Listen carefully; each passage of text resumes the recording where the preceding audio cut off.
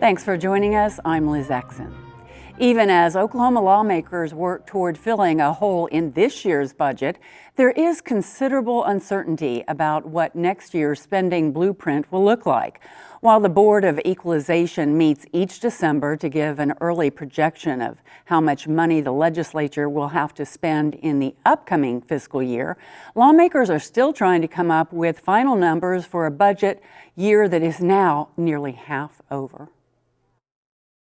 Governor Mary Fallin and other members of the Board of Equalization got their first look this week at how much money lawmakers will have to fund the operations of state government next year. The board certified nearly $6 billion in estimated revenue, with about $5.7 billion of that being available for fiscal year 2019. Shelley Polk, the Deputy Budget Director for the Office of Management and Enterprise Services, says overall economic trends are positive.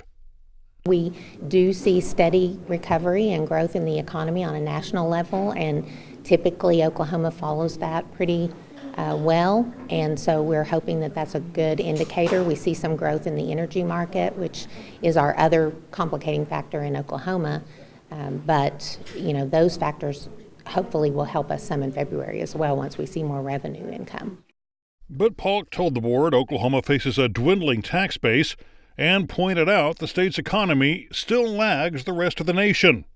We are a little bit, yes. Jobs growth is closing that gap, which is good. But we will just have to wait and see what February numbers tell us when we have more data. Polk also noted the legislature has already tapped more than $500 million in non-recurring one-time revenue to fund this year's budget, which remains out of balance after the governor vetoed most of the budget plan approved during the first special session, a situation which Polk said was unique. I have never seen that happen at this point where we're still in special session trying to finalize a previous year. So it is definitely a first for us. Governor Fallin said the continued use of one-time funds and the ongoing budget crisis puts the state in an awkward position. This is very hard to have when you have revenue shortfalls and you're having fights over the state budget. It's very, very hard on our state image. It's hard on our state brand. It's not easy to recruit business when they read negative headlines about the legislature and the state not being able to solve some of its budget issues. Lawmakers this week approved two measures to provide funding to the Oklahoma Health Care Authority and the Department of Human Services through April to at least temporarily avoid reductions in services. But Fallin says it's clear lawmakers will have to come back to find more revenue to offset the loss of funding from a cigarette fee that the Oklahoma Supreme Court struck down as unconstitutional. If we don't do something in this second special session, what I'm going to come back and say in February, which is only about 45 days or so from now, about a month and a half from now, is that we have a big budget hole. And I don't want to come back and say that.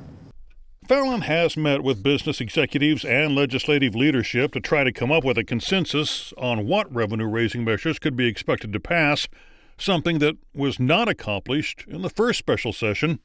A lot of it is what we voted on and missed by 5 votes. It was a Plan A+ that we've widely discussed. It's not a new topic per se on most of those issues.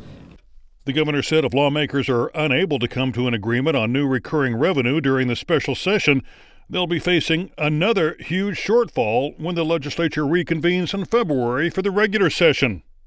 And I don't think that the legislature is going to want to look at revenue-raising measures during regular session when other people will be filing for office, possibly against them in April, and then finishing the budget the last week of May, and then having a primary vote in June. Fallin says lawmakers will break for the holidays, but will come back to the Capitol in January to resume the second special session in hopes of coming up with a long-term solution to Oklahoma's budget crisis.